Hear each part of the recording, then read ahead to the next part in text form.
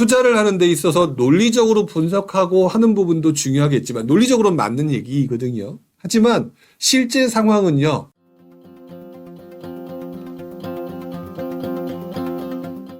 자, 잘먹잘살님이 올려주신 거 한번 볼까요? 지금 청약 분양받는 건 2년도 입주인데 지금 전세가가 상승하 있고 공급 부조로 전세가가 지속적으로 상승한다면 현재 청약 분양권을 조심해야 된다는 말은 앞뒤가 좀 안 맞는 것 같은데요. 전세가가 지속적으로 상승해도 지금의 분양가 대비 2년도 가격이 낮아질 것이라고 보시나요? 라고 얘기를 해주셨는데요.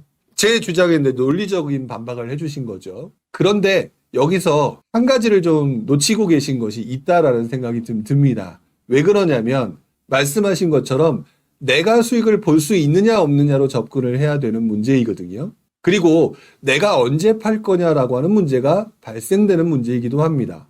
자, 지금 청약을 분양을 받는 건 2년도 입주이고 지금 전세가가 상승하고 있으니까 전세가가 밀려 올라가게 되면 지금 청약 분양권을 조심해야 한다. 말이 안 맞는다라고 얘기하는 것들은 내가 아는 것으로만 조합하고 계신 거예요. 지금 논리상으로는 맞아 보이죠? 공급 부족으로 전세가가 지속적으로 상승한다면 현재 청약 분양권을 조심해야 된다는 말은 앞뒤가 좀 안 맞는다라는 게 맞아 보일 수도 있습니다. 근데 중요한 거는 그거죠. 이것들을 사는 사람들의 상황에 따라서 달라진다는 거거든요. 자, 왜 그러냐면 청약과 분양권을 조심해야 된다는 얘기의 핵심은요. 특히나 청약 시장을 통해서 분양권을 투자해서 아마도 대다수의 사람들은 단기 투자의 개념으로 접근을 하고 계실 겁니다. 단기 투자로 접근하시고 계시는 사람들은 안 올라가고 계속해서 분위기가 좋지 않다면은 이득 볼 게 하나도 없는 거거든요. 여기에 공급 부족으로 전세가가 지속적으로 상승한다고 하면 모든 지역이 일관적으로 확 올라갈 것처럼 생각하는 기준에서 얘기를 하고 계신데요. 제가 본 전세 가격의 상승의 모습은요. 기본적으로 전세 가격 상승이 어떻게 생각하셨는지 모르겠습니다.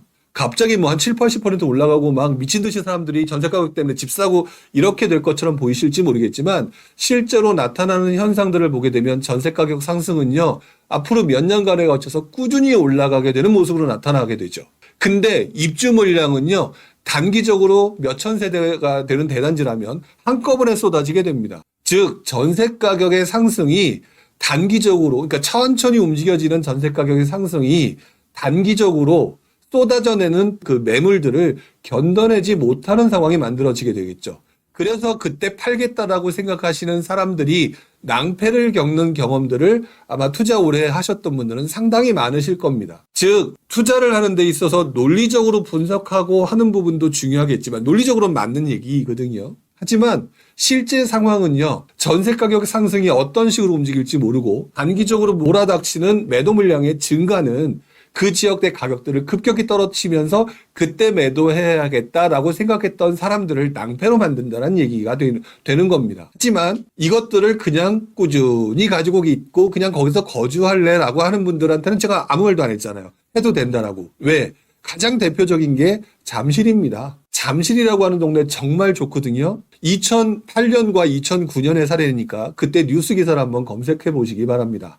검색해 보시게 되면 전세 가격은 계속 오르고 있었음에도 불구하고 단기적으로 쏟아지는 물량들로 인해서 잠실이라고 하는 곳들이 폭탄을 맞아서 그때 매물을 던지신 분들이 의외로 많죠. 그렇기 때문에 환경 자체를 변수 자체가 되게 다양하다라는 것들을 이해하시고요. 지금 이해가 안 되시는 부분에 대해서는 아마도 당시에 가장 대표적으로 우리들이 아쉬워했던 동네 중에 하나인 잠실을 보면서 판단해 보시는 게 좋지 않을까라는 생각을 좀 해봅니다. 자, 쭌파님이 뭐라고 쓰셨는지 한번 보도록 할게요. 저도 이번 상승장에 눈 돌아가서 사팔사팔했는데 지금 와서 보면 남는 게 없네요. 차라리 물건들을 안 샀으면 오히려 돈을 잃지는 않았을 것 같습니다. 그래도 이번 상승장, 하락장, 금리 인하기, 상승기 경험하면서 큰 경험했고 이제는 매수하는 데 상당히 신중해집니다. 라고 얘기하셨는데 두 가지를 생각하셔야 됩니다. 매수하는 데 상당히 신중해지는 이유가 내가 열심히 열정을 가지고 열심히 노력을 했는데 결과물이 좋지 않다라고 얘기하는 거거든요. 근데 결과물이 좋지 않다라고 얘기하기 전에 투자자들과 일반인들이 하는 대표적인 행동을 내가 한 것은 아닌지라는 생각을 해보셔야 됩니다. 왜 그러냐면 사팔사팔했는데 남는 게 없다라고 얘기를 하셨죠. 그렇다면 내가 어떤 행동을 했어야 되느냐를 생각해야 되는데 더 올라갈 것 같아서 팔지 않았다가 시장이 꺾이고 난 다음에 내가 그것들을 손해보면서 팔았다. 이런 경험도 분명히 있을 것이거든요. 그것들을 내가 당시로 돌아가서 어떻게 해야 되느냐라는 것들을 생각하는 게 첫 번째고요. 두 번째, 매수하는 데 상당히 신중해진다는 얘기는 그동안의 경험이 지금 내 것으로 체득화되어 있지 않기 때문에 그렇습니다. 그렇기 때문에 지금 말씀드렸던 그 과거 상황의 그런 결과물들을 복귀하시면서 이것들을 체득화시킨다면은 신중해지기보다는 그 타이밍에 싸게 살 수 있는 상황에 만들어서 들어갈 가능성이 높겠죠. 대부분의 사람들은 신중해지면서 이 시장을 떠나시는 경우가 많습니다만 그거는 나중에 여러분들이 또 다른 기회를 잡을 때 잡지 못하는 상황이 만들어지니까 여러분들한테는 그 부분을 꼭 말씀을 좀 드리고 싶어요. 두 가지, 복귀를 하셔라. 그 다음에 신중해진다는 얘기 그 자체보다는 이 복귀를 통해서 계속해서 눈여겨보면서 싸게 살 수 있는 것들을 찾아라. 자, 비니비니님이 이렇게 표현을 해주신 게 있네요. 지금 경기 침체고 유동성도 부족하고 수요도 줄 것 같아. 집값 상승 여력은 없을 것 같아. 향후 상승은 없이 횡보나 내일 가을쯤 하락할 것 같아서 좀 더 지켜볼까 하는데 어떨까요? 라고 얘기했는데 조금 막연하죠? 여러분들이 투자해야 되는 시장이라고 하는 부분들은 간단한 것 같습니다. 원래 투자를 오래 하다 보면서 점점 단순해지는 것 같아요. 투자를 할 때는 어떤 식으로 해야 되느냐. 가격이 올라가는 것들을 추격 매수하는 시장은 아마추어 시장이 됩니다. 즉 경기 침체고 유동성도 부족하고 집값이 하락할 것 같고 다 이런 것들에 너무 얽매이지 마시고요. 제일 중요한 것은 시장이 어떻든지 간에 사람들이 선호하는 곳이 되겠죠.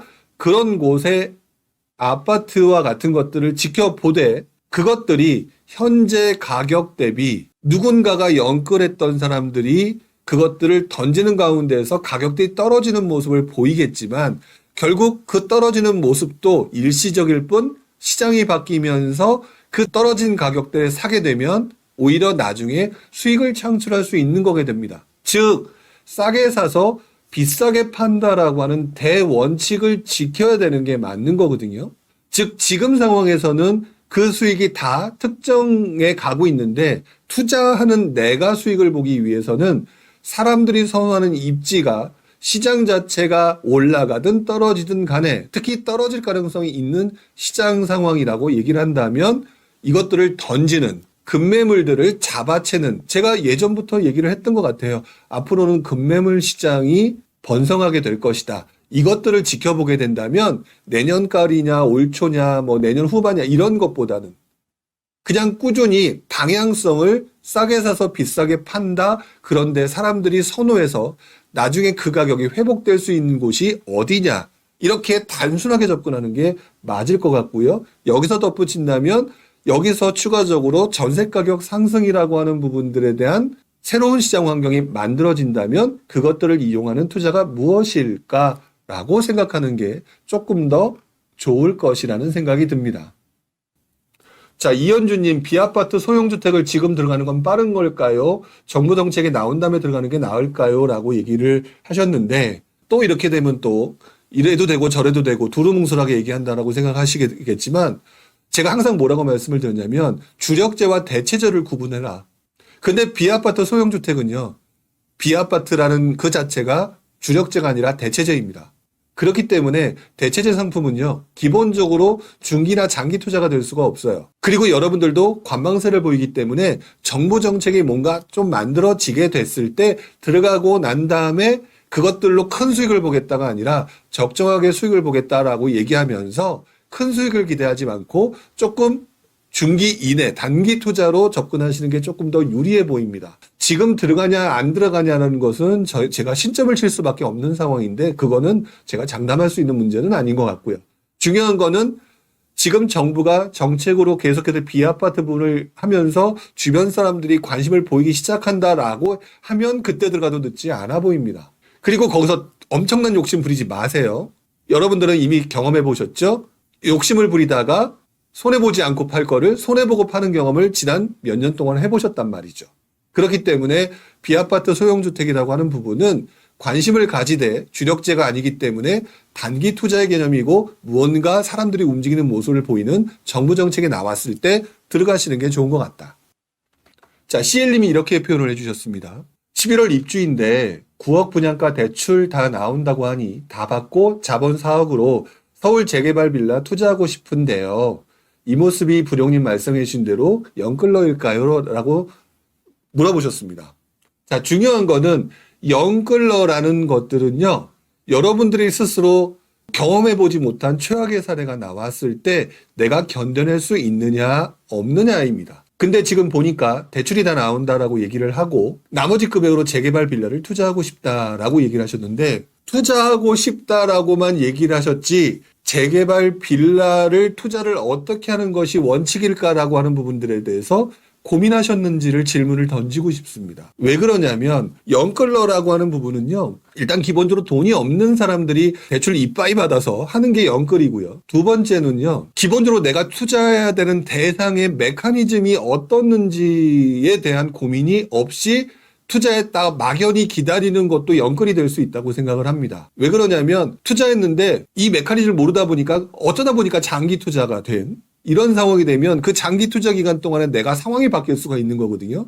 그러면 진짜 영끌이 상황이 만들어질 수도 있는 거라고 저는 생각이 들어요. 근데 지금 자본금으로 서울 재개발 빌라를 투자하고 싶다라고 너무 뭉뚱그려서 얘기를 하셨습니다. 뭉뚱그려서 얘기하셨기 때문에 정확한 정답이 나갈 수는 없는데요. 재개발 빌라의 메커니즘은 기본적으로 신축 아파트에 의해서 좌우가 되는 경우가 많습니다. 왜 그러냐면 재개발 빌라는 결국 여러분이 투자하고자 하는 목적 자체가 신축이 될 거라는 가정에서 투자를 하시는 거거든요. 근데 신축이 될 가정에서 투자를 하시게 되는데 문제는 신축 아파트가 지금 말씀드렸던 것처럼 고분양가가 계속 올라갈 것처럼 착각할 수 있지만 나중에 고분양가가 계속 분양이 되고 난 다음에 더 올라가지 않고 주춤주춤하는 모습을 보인다라고 얘기를 하게 되거나 또는 떨어진다라고 얘기를 하게 되면 재개발이 진행이 안 되는 경우가 상당히 많아집니다.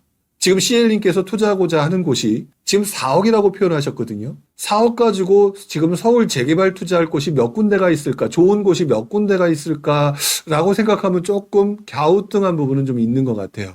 그렇다면 저는 제가 볼 때는 둘 중에 하나가 아닐까라는 생각이 듭니다. 좋지 않은 데이거나 약간 불확실성이 높은 초기에 해당되는 곳일 가능성이 높지 않을까? 자, 그렇다면 저는 재개발 빌라의 투자 메커니즘을 공부하시고 난 다음에 물론 요즘에 재개발 강의가 별로 인기가 많이 없어졌는데요. 그럼에도 불구하고 여러분들이 재개발 관련된 것들을 공부하시는 게 맞다라고 보여져요.